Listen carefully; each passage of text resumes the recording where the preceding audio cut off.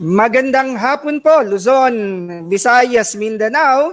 Narito na tayo at nakabalik sa ating broadcast. Ito po si Sir Kat sa programang Sir Kat's Hugot. At kung nasaan man kayo, sana maayos ang ating kalagayan at safe po tayo. Dalawang araw po tayong hindi nakapag-broadcast dahil may mga konting hindi naasahan na mga pangyayari kaya nagkaganon. At ngayon, medyo ganun pa din. Meron pa rin tayong konting delay pero inaasahan natin na pagtagal-tagal magkakaroon din tayo ng kasanayan. Shout out nga pala kay Sir Ed de las Reyes, ang ating kasamang technician na tumutulong po sa atin para maging maganda ang ating live broadcast. Titignan natin kung bukas magkakaroon tayo ng konting pagbabago para maging maganda ang ating telecast. Okay? Ngayon, huhugot po ako ng konti dahil sa mga bagong mga kaganapan sa ating lipunan. Kanina nga, nakikinig ako sa interview kay Yusek ni Prof. Tayaw at nabanggit niya yung isang pangyayari na siya pala nahawakan ng COVID-19 at hindi lamang yun. Naging critical siya at nadala sa ICU at hindi makahinga. Napakahirap ng mga bagay na sapagkat lahat po tayo ay apektado nitong pandemic na ito. Kaya nga yung huhugutan natin ngayon ito nga yung mga bagong suliranin sa ating lipunan. Di naman bago, pero nagkaroon ng pagbabago dahil ang Metro Manila, ang MCR, balik na naman sa MECQ dahil nagkaroon ng hinaing ang ating mga health workers na napapagod na po sila. Siyempre, sino ba naman ang hindi mapapagod? Siguro doon sa mga hindi nakakaalam, ako rin mismo, hindi ko rin masasabi na alam ko yan. Nasa isipan ko lamang yan dahil makikita natin ano ba yung hirap na pinagdadaanan nila. Yung magtrabaho ka lang ng diretsong 12 oras, napakahirap na nun. Nakasuot ka pa ng PPE, tinatawag nating personal protective equipment na yung buong katawan mo, syempre, nakakulob at napakainit nun. Pagkatapos, out there, nakarisk ka dahil buhay talaga ang nakataya. Bakit? Syempre, kapag nahawa ka ng COVID, napakabigat nun. Although, masasabi natin na maraming gumagaling. Ayun na ngang si Michael V, maingat na nga Napanood ko kagabi sa isang segment ng balita kung paano siya posibleng nahawa ng COVID. Nasa bahay lamang siya.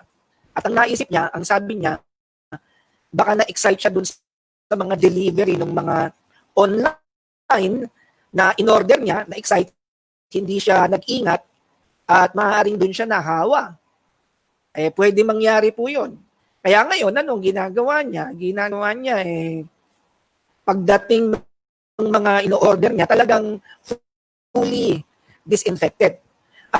Ang magandang balita, medyo mukhang nakaka-recover na siya at yan naman isang magandang balita para sa atin na kahit ganyan ang nakahawa itong COVID-19, marami din namang gumagaling.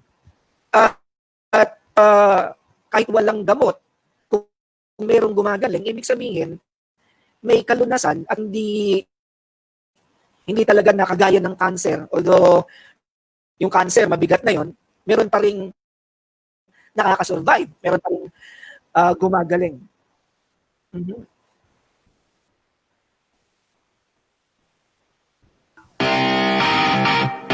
So,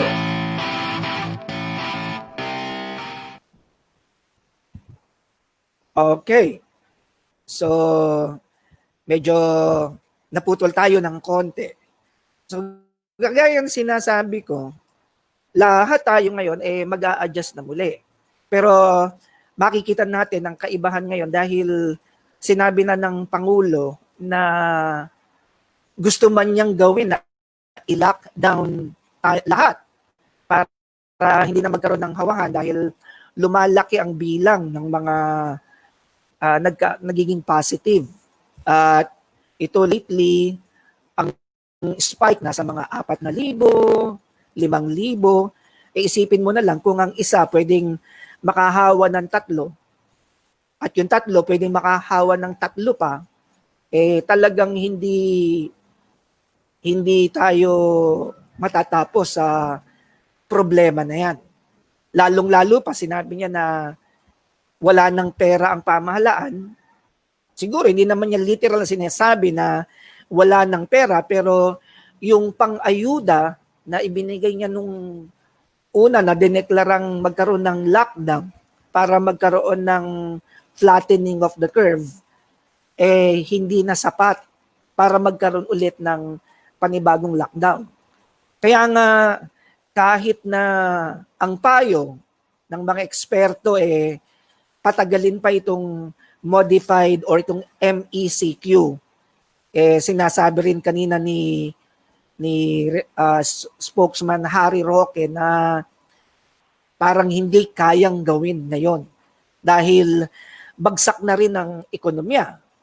At kung mapapansin natin, syempre, yung mga tao, anong unang iisipin yan? Lalong-lalo na yung mga walang pinagkakakitaan, na merong pamilya na kailangan kumain, na mahirap talaga, no? Sa pagkakataong ito, ano ba talaga ang dapat natin gawin? Humugot nga ako kanina dahil mayroong isang grupo ng Facebook doon na ginawa para sa mga seniors at alam nyo naman, isa na akong senior.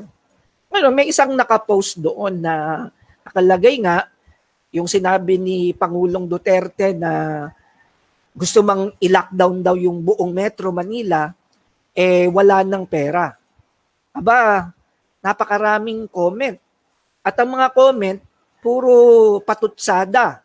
Nasaan na yung pera? No, dapat yan i-audit. Nasaan na yung trilyon na inutang ng pamahalaan? At napakarami pang iba. Di medyo, ako kagaya ko, mga ganyang mga patutsada, nakakainis. Naiinis ako dyan Dahil ngawa talaga na ngawa. Kaya ang ginawa ko, nag-comment ako ron. Sabi ko, talagang nakakalungkot sa mga Pilipino. Hindi eksakto, no? Pero ganito yung ideya, ganito yung tema. Ang mga Pilipino talaga, iba na yung kulturang nangyayari, nakakalungkot. Ngawa na ng ngawa, hindi naman nakakatulong sa problema. Sabi ko, kung kayo gusto ninyong mag-comment at mag-reply dito, yung mga bashers, mag-reply na kayo. Meron namang mga nag-reply. At isa sa mga nag-reply doon, hindi senior ha. Isipin nyo, yung Facebook account na yon, yung page na yon, yung group, para sa mga senior. Pero yung umangawa na sumasagot sa akin, bata pa. Ako, hindi ko pinalalagpas yon. At bandang huli, hindi na siya makasagot. Tawa na lang. Kaya sabi ko, kita mo, wala kang alam, banat ka ng banat. Meron namang iba na sumagot, nagbigay ng opinion, at bandang huli, dahil mga seniors na yon, nagkaunawaan naman kami, nagpasalamatan, at okay naman. Ngayon, ano ba yung makukuha natin dito? Kasi ito po yung hinuhugutan natin sabi nga natin, sa panahong ito, ano ba ang kalagayan natin? Kasama ba tayo dun sa solusyon o kasama tayo sa problema? Kasi nga, sabi ko nung una, yung ginagawa natin sa araw-araw, halos hindi nagbabago yan Dahil ano na yan produkto na yan ng tinatawag nating habit. Kung baga sa computer, ang tawag dyan program. Kaya nga, marami na tayong tinatawag na programmed responses. Kung sa psychology, tinatawag po natin yang conditioning. galing dun sa experiment ni Ivan Pavlov, yung famous psychologist na nagpasikat doon sa tinatawag nating classic conditioning. Kung hindi nyo siya kilala, ganito po ang ginawa niya. Napansin niya na yung alaga niyang aso, kapag binibigyan niya ng pagkain, naglalaway, nagsasalivate. So nag-eksperimento siya, ang ginawa niya, tuwing bibigyan niya ng pagkain, yung aso, nagpapatunog siya ng bell. At bandang huli, yung bell na lang ang pinapatunog niya. Ngayon, yung aso, nakondisyon na pag nakarinig ng bell, ibig sabihin, darating na yung pagkain. Kaya, nate-train. Naririnig lang yung bell, condition na meron ng tinatawag na physical response.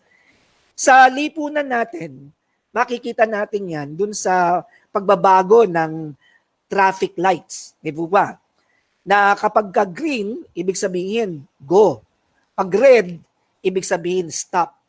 Kaya kung mapapansin po natin, ginagamit ang mga kulay na yan dahil kasama na yan sa conditioned response na natutuhan ng karamihan at global na yan halos.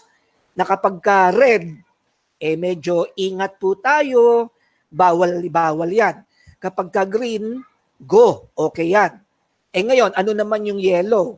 Yan, ibig sabihin, kung naka-green, nagta-transition na yan sa red. Kaya nga pagka-traffic at medyo mabilis ka, kita mo, yellow, ang dapat dyan, magbabagal ka na ng takbo. Pero merong iba, baliktad sa mga Pinoy, minsan ang ginagaya na, yellow na. Sa halip na magbagal, magpapabilis. Bawal po yun. Ang tawag doon, beating the red light.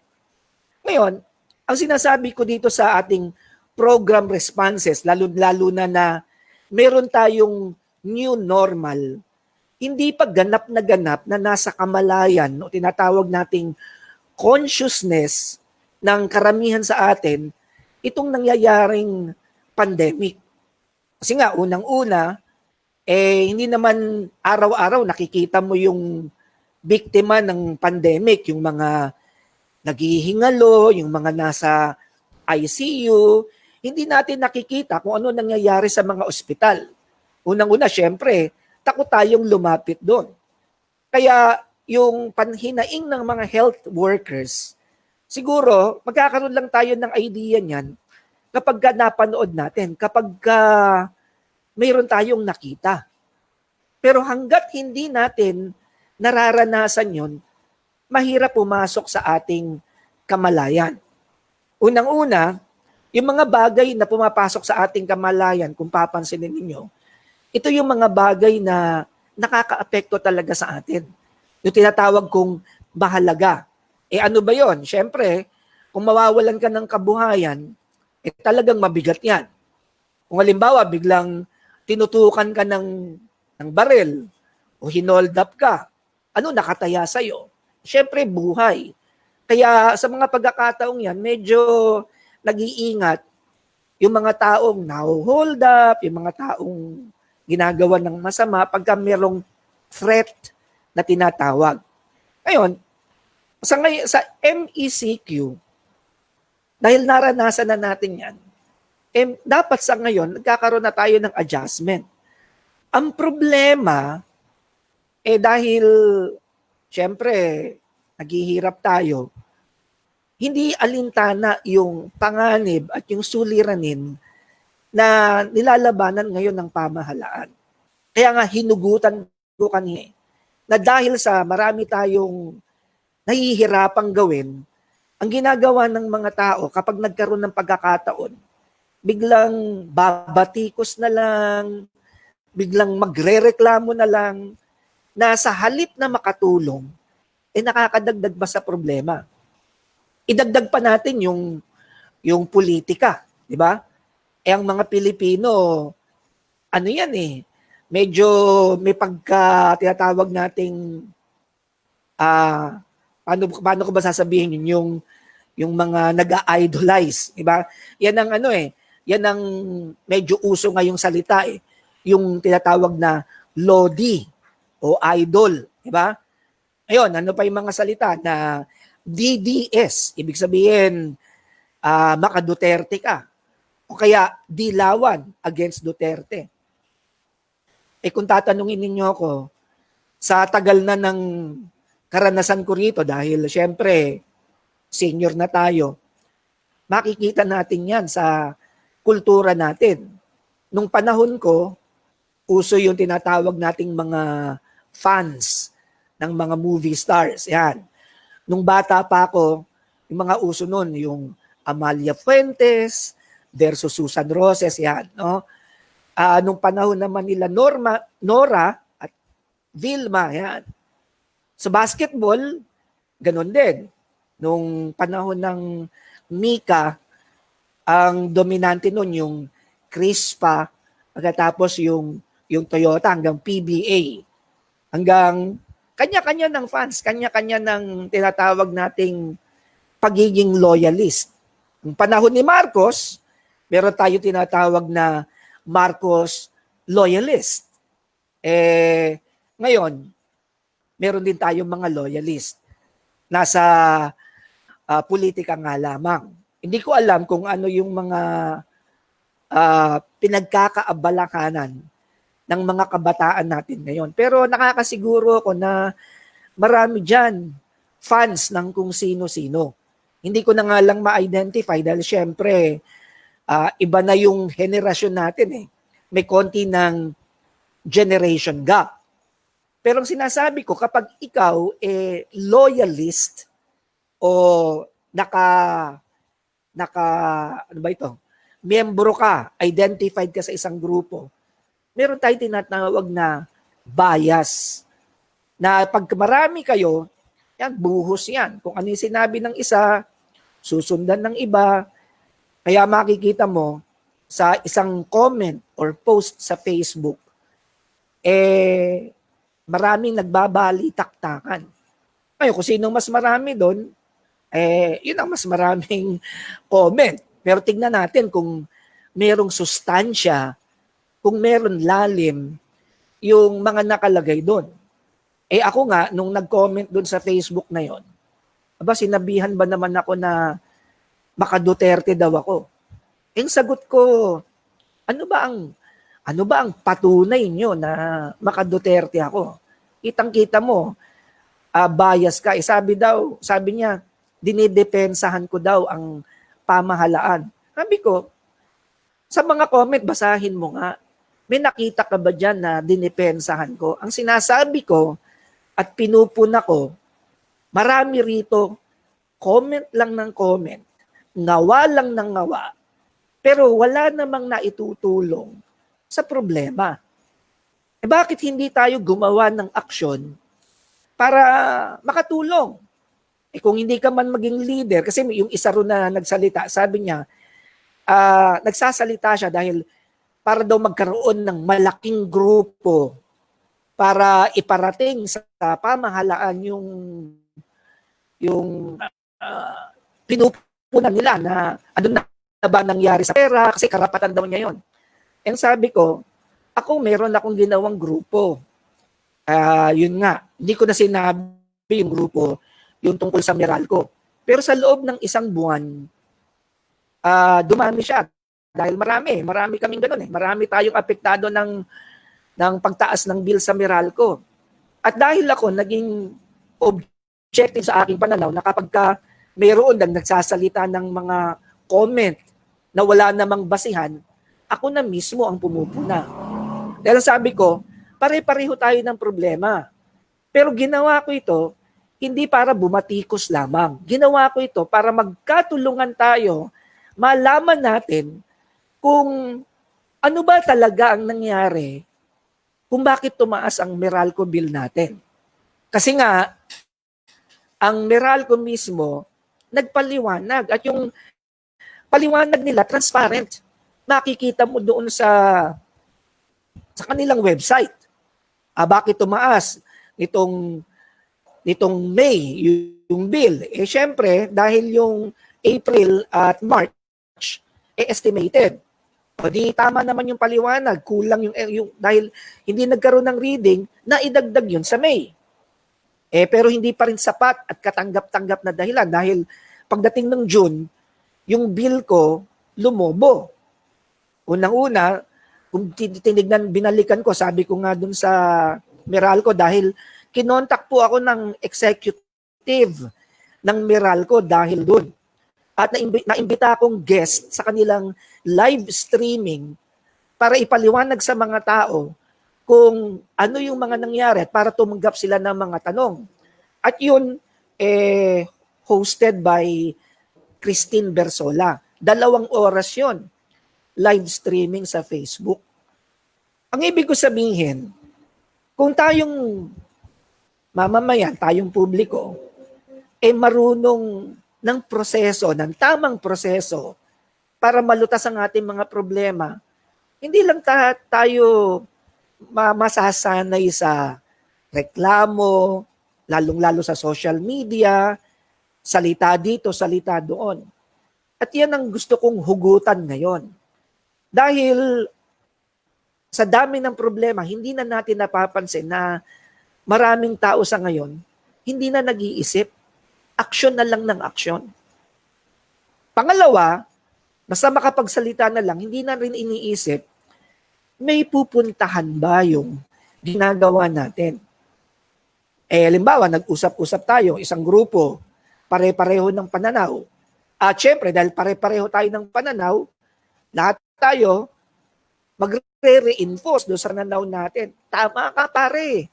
Dapat nga, ganyan ang ginagawa nila eh. Mali si ganito talaga eh. Dapat ganyan, dapat ganon. Di kayo na magpresidente. Di ba? Magaling pala kayo eh. Yung bang mga tao sa gobyerno, hindi ba magaling yon? Hindi ba nag-aral yung mga yon?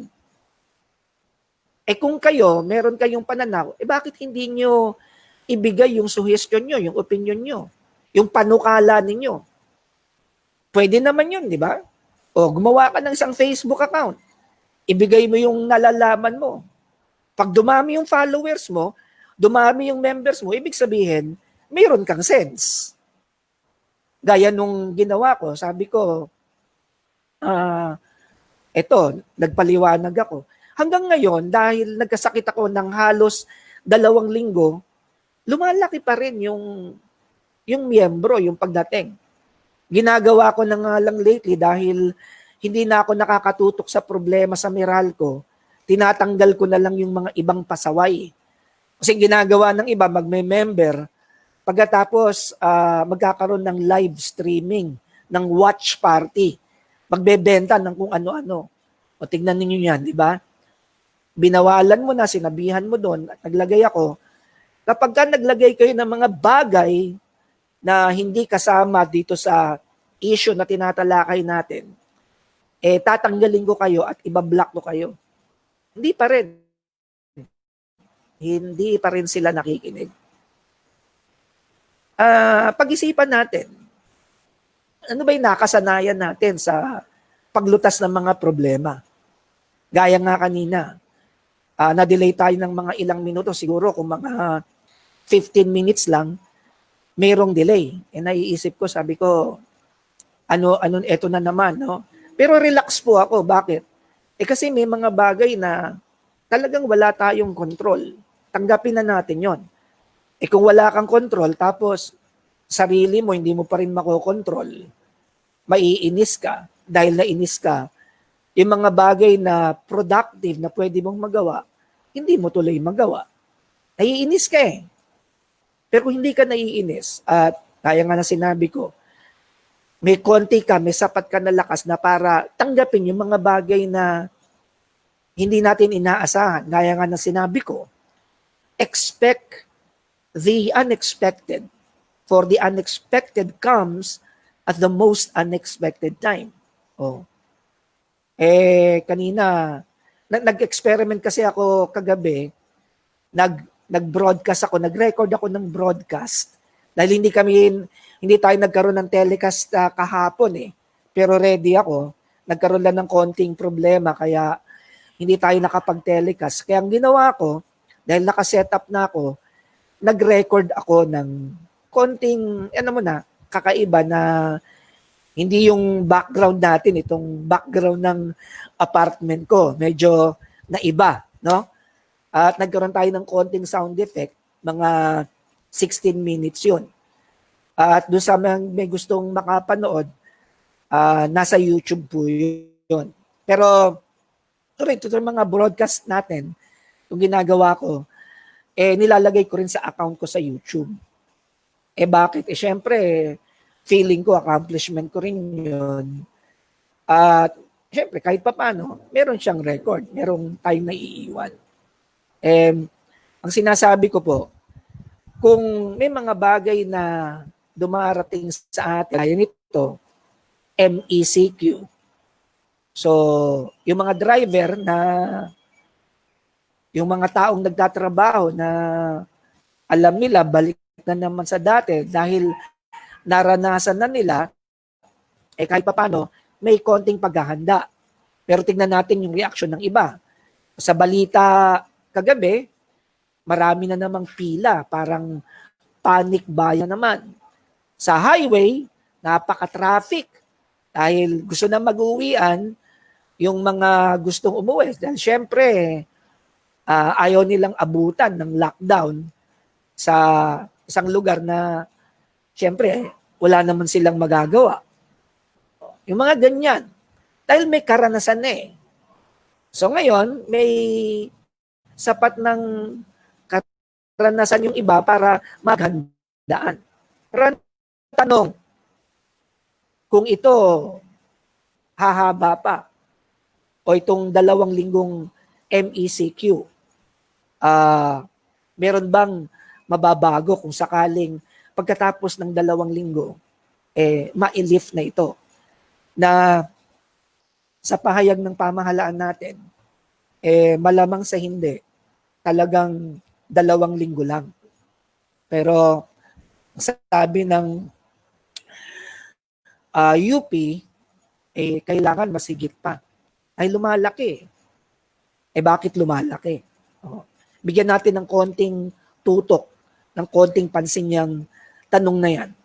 Bakit dumarami ang spike ito lately? Diba? Ano sa palagay nyo? Ako, syempre, sa palagay ko, dahil maraming hindi nag-iingat. Okay lang naman lumabas Diba? Yun lang nasa bahay na, si Michael V. Nandoon na sa bahay lang nagkaroon pa ng COVID. Di lalo na, pag nasa labas ka, ano ba yung mga sinatawag nating pag-iingat? Hindi naman nagsasawa ang pamahalaan sa kasasabi ng mga bagay na yan. Pagdating sa labas, social distancing. Magsuot ka ng face mask. Kung po pwede, mag-face mask ka na, mag-face shield ka pa. Ako nga, hinuhugutan ko pa yun kasi nga, naka-face shield na ako, ipwepersahin mo pa ako magsuot ng face mask.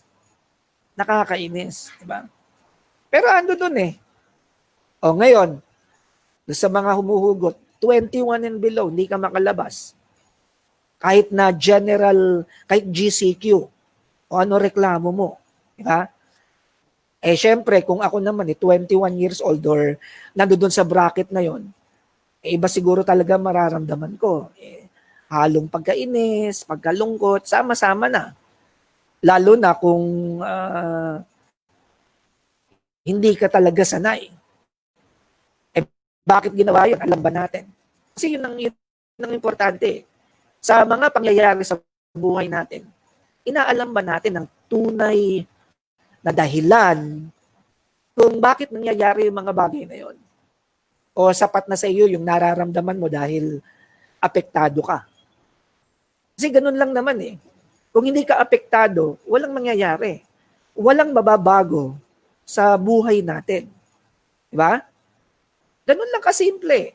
Ngayon, kung apektado ka at pangmatagalan yung epekto sa'yo, marami pagbabagong mangyayari. Ngayon, ang tanong, yung bang mababago sa buhay natin dahil sa kung ano man yan na nakaka-apekto sa'yo, magiging maganda. Magiging, kung problema ba niyan, magiging blessing in disguise. Gaya nga ng sinabi ko nung una, di ba? Yung pandemic, kahit na maraming masamang epekto, meron namang naidulot na magandang bunga. Yung napanood ko ng isang film clip ba yon? Diba?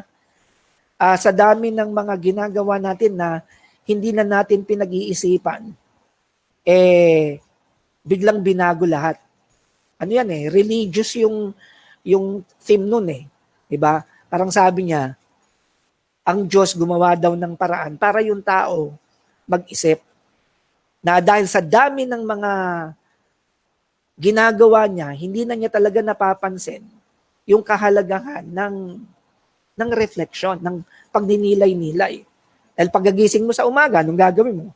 Papasok sa eskwela, papasok sa trabaho, program biglang lockdown. Hindi ka makakapasok. Biglang lockdown, hindi ka lang makakaalis, wala ka pang pupuntahan. Bakit? Walang public transport Umayaman ka, may kotse ka. Saan ka pupunta? Sarado yung mga mall. Okay, di ba? Pag wala ka namang APOR, authorized person outside residence, wala kang travel pass, ganun pa rin, sa bahay ka lang. Wala kang magagawa. Ay sa bahay, ano lang ang pwede mong gawin? Manood kung meron kang TV. Kung meron kang internet, magne-Netflix. Pero may mga pagkakataon na hindi ganyan ang nangyayari. Nagkakasama-sama, kakabiruan, sabay-sabay kumain, at siguro yung iba naglalaro ng mga game. Hindi natin masabi. At siguro sa iba rin, nagkaroon ng dinilay-nilay. Bakit kaya nangyayari ito? Diba?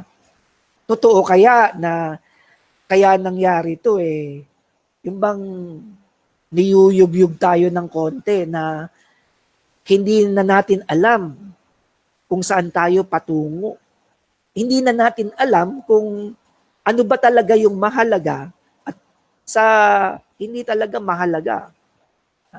Kaya nga na sinabi ko, binigay ko yung kay Abraham Maslow Ang lahat ng tao, hayop. Di ba? Kaya pag sinabi ko sa'yo, ano ka ba? Ako'y isang nilalang na likha ng Diyos. Ano ba yung likha ng Diyos? Batay sa ating pag-aaral sa agham. Di ba? Saan ka ba classified? Hindi ka naman halaman. Hindi ka naman bacteria. Hindi ka naman fungi. Di ano ka? Nasa animal kingdom ka. Sa Tagalog, hayop. Kaya ikaw, hayop ka. Ako, hayop din ako. Di ba?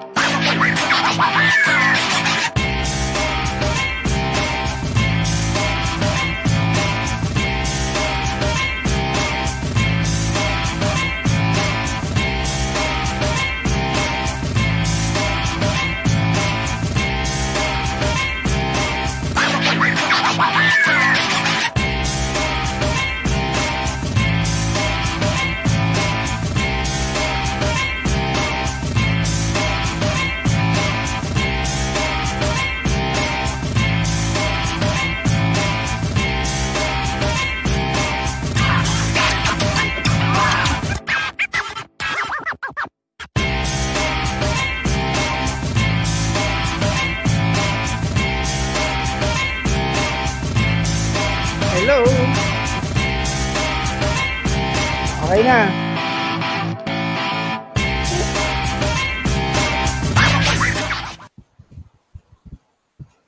Okay.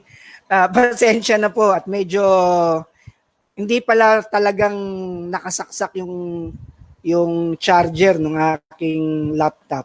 Work from home tayo. Bigla na lang nag-off lahat, blackout. Ngayon, naisaksak ko na, na-plug ko na ng maayos. Habulin ko lang yung sinasabi ko kasi baka mamaya maraming magalit sa akin dahil sinasabi ko, hayop ka, hayop ako. Pero kakaiba po tayo sa karaniwang hayop. Dahil ang karaniwang hayop, hanggang doon lang sa tinatawag nilang pangangailangang mag-survive. Samantalang ang tao kakaiba dahil meron tayong kakayahan na maging conscious. Tayo alam natin na meron tayong hahantungan, meron tayong patutunguhan. May kakayahan po tayo na baguhin yung mga bagay-bagay para maging maginhawa at matiwasay ang buhay natin. Kaya nga sa philosophy, tinatawag ng ang tao daw rational animal. Sa psychology, tinatawag ko, man is a conscious animal. May kamalayan. At dahil dyan, nandiyan dyan yung sinasabi kong pagkakaiba na yan na yung ating kalagayan, pwede nating itaas eh.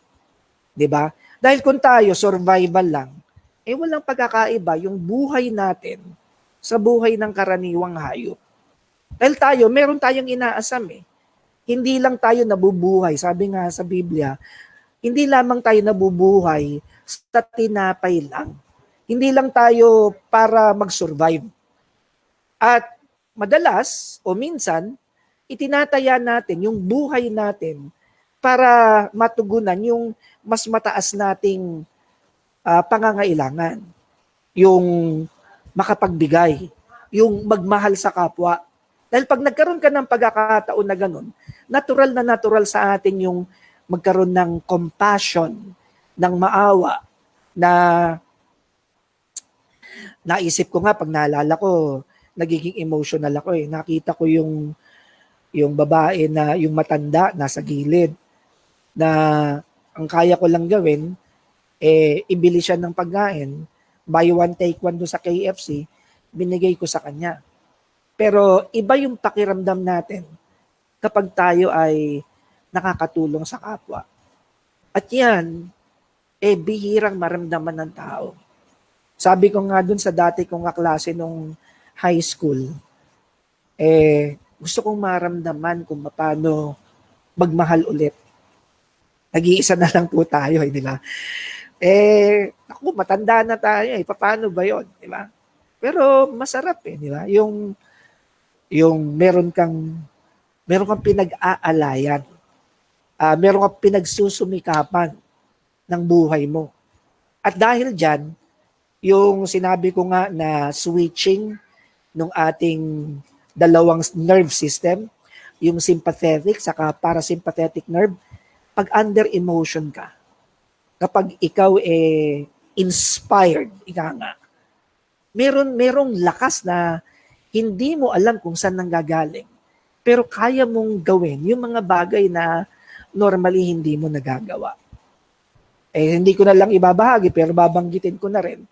Nung volunteer facilitator ako doon sa isang retreat program na youth encounter, talagang napupuyat po kami doon. At hindi lamang yon. Yung mga participants bayad, kami, wala kaming bayad pero volunteer kami. Alam niyo ba kinakain namin? Yung tira ng mga participants pinagsasama-sama namin. Hindi yung tira sa plato nila, kundi yung tirang mga ulam. Pinagsasama-sama namin yon at maganda ang pakiramdam. Di ba maganda kung mapagsama-sama natin yung ating kakayahan para makapagtulungan na kahit na merong MECQ, sa komunidad, sa isang maliit na community, sa isang village, may magagawa tayo na maging halimbawa para makita ng mga tao na kahit MECQ, kahit ganito, meron tayong pagkatao, hindi pagkahayo pa, pagkatao na pwede nating gamitin para makatulong tayo malutas at malagpasan itong problemang ito. Na hindi lamang ngawa tayo ng ngawa sa Facebook. At dyan po natatapos ang programa natin ngayon at medyo kakaiba dahil yung hugot ko ngayon talagang naririto na. Kaya bukas, sana wala na tayong technical problem. Again, ito po ang inyong lingkod, si Sir Kat, muling nagpapaalam sa inyo sa ating hugot. Maraming salamat po sa pakikinig.